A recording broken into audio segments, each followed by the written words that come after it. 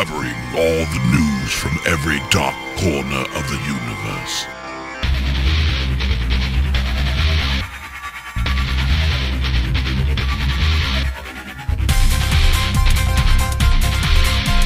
SliceofSciFi.com.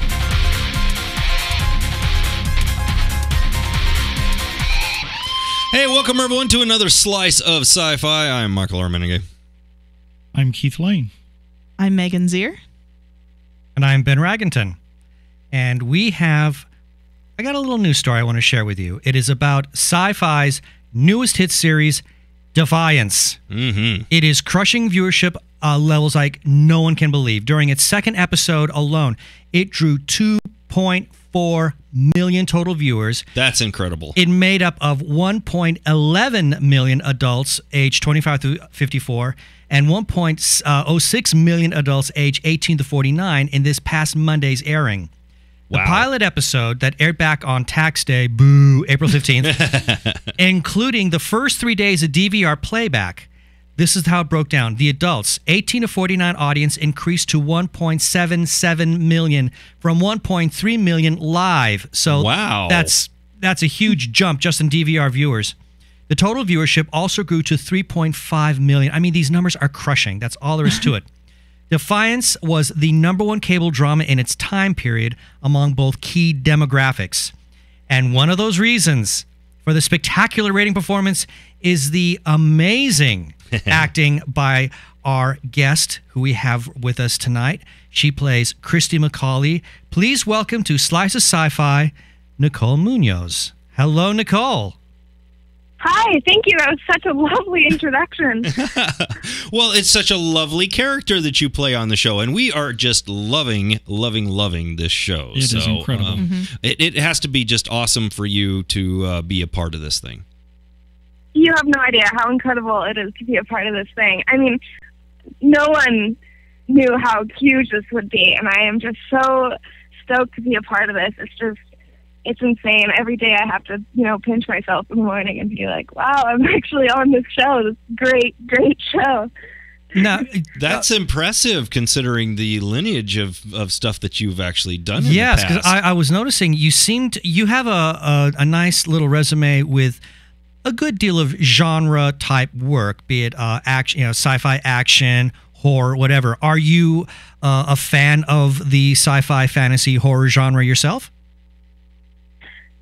Honestly, I've never really watched very much sci-fi. I've never really been that big of a fan of it. But, now that Defiance came out, I've decided to, branch out onto it. I'm starting to watch more sci-fi shows. I'm watching YouTube clips about different sci-fi things. And it's just, it's growing on me. I never thought that would be my type. I'm more of a cooking channel kind of person. Well, I'm with you there. So I do my Chopped marathons too. Exactly, Chopped, and Kitchen Nightmares. Those are my two addictions. Hell's Kitchen's back on, and it's great. Another season. Oh, I can't wait. I'll be watching that on Netflix. Wow, that is amazing. I was hoping that you were going to tell us that you're just giant uber geek because you're on some of my favorite shows. Defying Gravity being one of the top ones there that I was just shocked to see you on. That was a fun one. Yeah, I did. It's a lot of what your work has kind of revolved around lately. It is. You know what? You're right. A big portion of my resume is sci-fi. It's a lot of sci-fi work, and hey, I'll take it. I really, I like filming it, and it's always such interesting scripts, and there's always such meaty roles to play, and that aspect of sci-fi I really enjoy. It's always so much detail and so much cool characters. Well, I know this little show that you might find some tips off of. Yeah, really. So, let's kind of back up a little bit. I look at your career right now, and I see you're a dancer, among many things. Apparently you have you're skilled in jazz, hip hop, ballet, and contemporary dance. Yeah, I've done it all. I am a lot of dancing. I started when I was 4, just the same age as I started acting, and I danced competitively all through elementary and all through high school. At the same time, I was doing auditions and booking roles, and dance has been just as much part of my life as acting has. And I'm very lucky to have done both, and I absolutely love dancing, and I've just done so many cool things, and I've been able to travel with it. I went to LA for some competitions, and I went to New York for some competitions, and it's just been incredible. And now, now I'm on Defiance, so acting is sort of, taking its lead right now in my career, so I'll go with it. Well, let's talk a little bit about this monster show called Defiance that you're on. You are playing... you're playing a character that is going to see some pretty heavy turmoil. I can see that already just after the few episodes that have already aired. So tell us about your approach to this role and what you're drawing on in order to kind of bring this character and flesh it out. Yeah, well, Christie she's a very complicated character, I find. I mean, she's very she comes off as very strong and very brave, and she has good head on her shoulders, and she's a leader. She's basically, she cooked meals for her dad and her brothers. She probably does their laundry. She's the mother of the family. But then, what you start seeing throughout the season is how she actually is very young, and how she is quite innocent, and how scared she is of life. She doesn't know what's up ahead, and there's a lot of heartbreak in this season for Christie. Not only with Alec, they're always on and off with that relationship. As you see in the pilot, they get engaged, and then already in episode 2, there's some conflict, and especially with the father. Christie loves her dad and would do anything for her dad's family. It's the most important thing to Christie, but falling in love with Alec Tarr has really strained that relationship with her family, with her dad, and with her brothers, and it's that pain for that character. It's quite interesting to play. Well, that and the characters seems to be both the characters seem to be kind of the second thoughts to the parents, who are basically using the kids to manipulate the situations and trying to use that to better themselves, which is an interesting twist on that kind of storyline as well. Yeah, we're just pawns in the hands of Stava and Deepak Tarr at the moment. Especially since both fathers are such high-profile leaders and figures in the community. Yeah, power struggle. Yeah, it's a huge power struggle. So it's interesting to see how they're going to use both Christie and Alec to try and get the upper hand over the other. But at the same time, it's what I find amusing is that how each one, Christie seems to be embracing the culture of Alec, and Alec, he's like a complete total American lover. I mean, he loves to listen to music on headphones and stuff like that. So I think seeing to me, it's almost like a Romeo and Juliet kind of thing going on. That's it. A twisted Romeo and Juliet. Yeah. Yeah, it's very much. It's a big twist on Romeo and Juliet. That's very much our plot. It's very, very Romeo and Juliet. But there's the sci-fi twist that you'll find out, throughout the season. But yeah, Christie very much, she's very open. She doesn't care that Alec is Casterton. She loves it and she embraces it. And as you see, she'll slowly start dressing like Castertons, and she'll, she's learning the language and she's trying her best to adapt, whereas her dad is just not having it. And you see Alec Tarr, he's becoming a little bit more human, listening to music, listening to human music, dressing more like humans, and it's fun because it's basically Alec and I just meeting somewhere in the middle of our races. Yeah, right. So how did you become a part of this monster show? You mean like the audition process? Yeah. How did you land the part of Christie? Lucky. Basically, I taped for it in Vancouver, because that's where my hometown is. That's where I live. And so my agent gave me a call, and he sent me the script, and I fell in love with the script. I have never been so excited for an audition before. I mean, you could just tell by reading it that there's so much layers to even just my character and to the whole storyline. So I was very excited to work, to even just audition for it. And so I did, and I taped it, and we sent the tape out to Toronto, and we waited, and it was the most nerve-wracking few weeks of my life. Every day I would call my agent and be like, so have you heard anything about Defiance? Just wondering. And he'd always be like, I'll call you if I hear anything. Just calm down. Finally, I guess producers liked it, director liked it, and they sent it to network, to Syfy, and I got a phone call saying that I was sent to network, which means I'm on hold, which means there's me and probably about 3 other girls are still up for this role, and I was just fingers crossed so tight. I really badly wanted this role. And, one day I was at a family reunion and I got a phone call from my agent, and he's like, what are you doing right now? And I was like, oh, just eating dinner. And he's like, well, you're going to Toronto in like 2 weeks. And I'm like, what? And I was so excited. I just could not believe it. I mean, it was great. And especially because we knew filming the pilot that the season had already been bought. And so usually, when you film a pilot, you don't want to get too excited because you want to be disappointed, if you find out it doesn't go. But Defiance was already just such a big project and such an incredible project. I was just so excited to be a part of it. So, you just mentioned how the pilot was such a big deal, and you don't want to get too excited.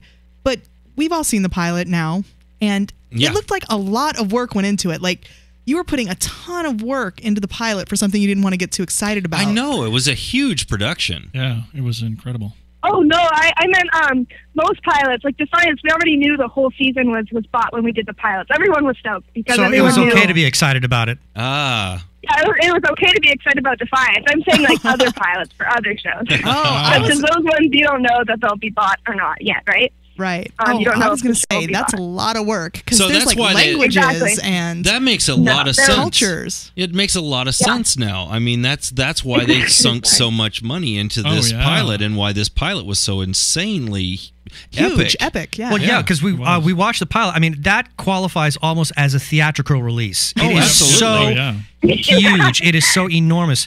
And what I want to know is, where the heck did they build that town? Really? I know, it's huge. It was somewhere up in I believe it's called Scarborough. It's like the outskirts of Toronto. It's it's the size of a football field, and then there's the inside, which is the studio. And the way they set it up, you can literally walk through the streets. Like, you can walk through the hollows, and you can like stop by the butcher and then walk into Doc Yule's office, and it looks like an actual town, and it's incredible. I've never seen a set like it before. Even in the studio, that's where the McCawley house is, and the interior of the Tar house, and Amanda's office, and the inside of the arch, which you'll see in future episodes. Even those sets are just incredible, and everything has so much detail, and everything's just so precise. It was incredible. I was just mind blown. I think the first day I walked there, we got a set tour, and I needed a map of the place because it was huge. Wow. That's impressive, because it looks like they built something gigantic. I was looking for the green screen, because you can kind of tell when it's a lot of CG, but it didn't look like there was a lot of CG happening here. I have a silly question. Yeah, there's definitely a lot of green screen in this show. Oh, yeah? All of Old St. Louis, the Dolby cast during the pilot, that's all green screen. There's a whole lot of it. Christie doesn't do much in front of the green screen, though, but like Nolan's character and Marissa and everything in the mines, that's a lot of green screen. So I didn't need to work too much with it, but a lot of the other characters really did. Yeah. I have a silly question for you. When you first got onto the set, or when you first got onto the production, did you have to go to school to learn about the different type of aliens? Did they do a walkthrough of the character? Yeah, a walkthrough of the characters. Yeah, basically, you have to go to school before you started shooting? Or even like the cultures, because there's a lot of it to that, cultures and language. A lot of backstory. Yeah, there's a whole lot of it. There's a lot. Basically, we didn't go to school for this. We before the pilot started, everyone basically had this big table read and / this is Defiance. We're going to explain everything to you. Bring pen and paper. Because your mind's about to be blown. Okay, so you did have to go to class in essence. Yeah, it was like, you know, it was like a couple hours of just, here's all the facts, you know, write down what you can, and everyone just discussed, you know, sort of what the actors, what we wanted to bring to the table and what kind of tone we were looking for in the series, and our character arches, and we spent a lot of time working on our characters, which I thought was really cool because I've never done that before, with the whole cast there and the directors there and everyone just discussing and sharing ideas, and it really helped. I think it really helped when you watch the season. You'll see that everyone is on the same page, and it's because we had so many meetings like that throughout the whole season. Wow, it was great. It really helped. So I know like the cast with them actually got lessons, I'm pretty sure, for their language and stuff. I didn't because I was human. Yeah, they had to have. So I found it interesting that they really kind of pushed the envelope of sexy on this show. It was kind of straight. It was kind of pushing back to the Enterprise days. Yes, it got racy almost. It did. Are you involved with any parts of that, or are you just? What did you think about that? The area, the level of kind of. I feel weird you asking that question when her character's 17 years old. I'm sorry. Are you innocent, Nicole? Is that too much of a question? Is that too much of a question? Too much. No, it's not too much. No, they definitely kept Christie very young and sweet. I mean, especially with even just the wardrobes. When I went for fittings, we would try on tank tops. They'd be like, nope, no, we can't have you in a tank top. That's too low. That's too low. And we'd be like, okay, well, let's put a baggy sweater over top. Perfect. She looks young. So my character, stayed young. But, like Jamie Murray's character is just a sex bomb the whole time. Just gorgeous throughout the whole series. You'll see more of that. Another reason to keep watching. I like that. Yeah, that's why we had all those viewers. That's it. Of course. There you the go. truth is out. That's it. It definitely helped. So, but there's definitely. I mean, of course, there's a lot of sexuality in the show, but that's what keeps it interesting, I think. And the older characters, not the older characters, the more adult characters like Stama and Kenya, they are much more interaction. Not as more revealing. That area. Not quite so forthcoming, shall we say? But, it's all the elements. What can you expect? Yeah, it's all the elements of sci-fi that we love. I mean, that's the reason the genre works, is because it's unflinching in its portrayal of humanity and sexuality and the way that the real world works. That's the way it's supposed to be. Exactly, and in the show, there's such a good balance of it, and all the sexuality. It's so well done. It's just classy, and it's the way they did it. It's just great, and it really works with the show, and it works with the tone. So I think they really did it, and they really did it in a very smart way, I find. Well, I remember I saw a little interview with Tony Curran, who plays your soon-to-be father-in-law, and he was discussing one of the love scenes in the bathtub, and he says, my bony knee kept hitting her in the back. There's nothing sexy about it at all. Oh, no. Oh, Tony. He's so funny. So you said that the series, it wrapped for this season back in November? Yeah, we wrapped back in November in Toronto, and then I flew back here to Vancouver to continue with my life. You're in Vancouver right now?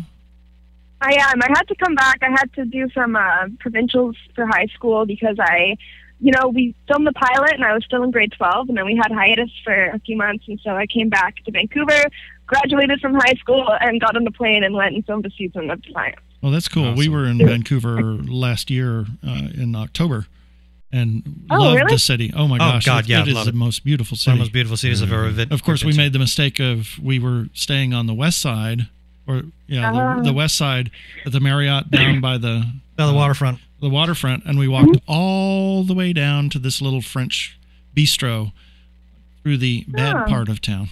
Yeah, it was quite scary. Bad part of town. Yeah, it was frightening. Understood. So when does the next season start? In terms of production. I haven't heard anything. I have not heard that there will be one even. I really don't. What? Oh, I'm sure there will be. I cannot believe that there won't be a second season already. Maybe I'm just really out of the loop. I haven't heard. I think they're waiting for a few more ratings. Well, that's just Sci-Fi only second episode. I know, and I'm sure that even though the powers that be at Syfy are probably thinking, it'll get the green light, but they're probably holding their cards close to their chest because that's just what they do. They like to make the actors sweat. You don't want to jinx it. No. Come on. That's true. I'm sweating. Come on, guys. Second season, please. I'm ready. So I got my plane ticket. We're kind of running out of time here, but before we run off, I really wanted to talk a little bit about Hemlock because that is a project that you are wrapping up on here or getting ready to get into, and it's actually going to be on Netflix and available. Actually, it already premiered. It already premiered. Yes. Yeah, it's already on Netflix. It came out on the 19th of April, I believe. 19th of April. I'm in the fifth episode. Awesome. Hello, handsome. Yeah, it's really fun. The cast, Landon and Bill, are just amazing. I had 2 days on that set. I was a day player.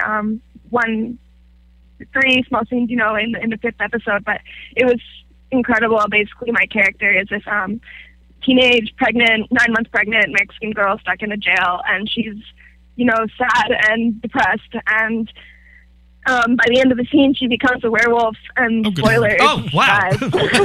Spoilers! Which generally happens if you're 9 months pregnant. That's right. In prison. Exactly. When you're 9 months pregnant in prison, I hate it when I turn into a werewolf. It just is horrible. No, that's what I was taught in school. Every full moon. I don't know why. I just somehow become a werewolf. But so talk to us about that series a little bit. That's going to be continuing on. Is this an ongoing thing, or was this just a one-off, few episode season? It just released the whole first season. I don't know if they're greenlit for a second. My character won't come back. She died. But more spoilers. Okay. So when you say day player, you really were just a day player. Just a day player. Yeah, just a day player, exactly. So, however, it was fun though. I was going to say nobody ever really dies. I was going to say she plays a supernatural type character. There's nothing to say she is zombie werewolf. Wait. What happened to her baby? If we're already spoiling things. Oh, that's right. Okay. Well, my baby basically. The way I die is I get decapitated. This girl slices my head off, and so as she's trying to kill me, she slices my stomach, and so therefore murders my child. Nice. I think that baby's coming back. I'm about to attack this woman, so it was all self-defense, and I understand. No hard feelings. Yeah. It's all good. All good. That's the werewolf life. That's right. Yeah.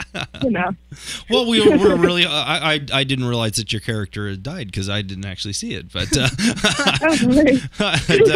I was hoping maybe we were going to see a lot more of you on that. Yeah, well, hey, you never know. I mean, maybe if they go for another season, maybe I'll just come back as a spirit or something. Ghost werewolf. Spirit of a werewolf. Well, even when people die, you still have flashbacks and stuff. There's always that piece. But exactly. There's always hope. Who knows? You can always tell stories in reverse. Yeah. Well, going back to Defiance. Okay, so you don't know at this point as to whether it's been greenlit for a second season. Have you heard any little bit about where your character may go, possibly should the show continue? No. Darn. Sorry. Basically, I know that Alec and I know our character, our story will just continue to evolve. I won't tell you how it ends in the first season, but not quite a Romeo and Juliet ending. Yeah, we don't want to get you in trouble or no, anything. No, we don't want that. No, don't be sorry. It's just me, and I just know, Alec and I were just gonna keep going the way we're going so far, and I'm hoping for a second season maybe to see some interesting turns of events. But I really haven't heard anything because I haven't been talking to the writers recently. So I don't know what they're thinking just yet, but I'm hoping something cool will be in store. I mean, maybe she'll become a werewolf. Maybe we'll do like an Hemlock Ooh, Grove crossing streams. I love it. Oh, that'd be awesome. Yeah. It's Defiance sci-fi. Grove. That's it. Well, I tell you, it's been absolutely awesome talking to you today, and we're so happy you joined us. Oh, thank you. No, this is great. I quite enjoyed it, and the park is nice. Thank you for having me. I mean, it's been great. I enjoyed sharing my little set stories with you. Well, we enjoyed hearing them. Okay, folks, it is Defiance, and you can find that on Syfy channel. Sorry, Slice of Sci-Fi. We are not affiliated with Syfy channel. Not affiliated with Syfy channel at all. As much as the people out there would like us to be, we are not. But that's going to do it for this show. Thank you so much, Nicole, for joining us. No worries. Thank you. All right, everyone. We will be back in a day or so with even more, and keep slicing.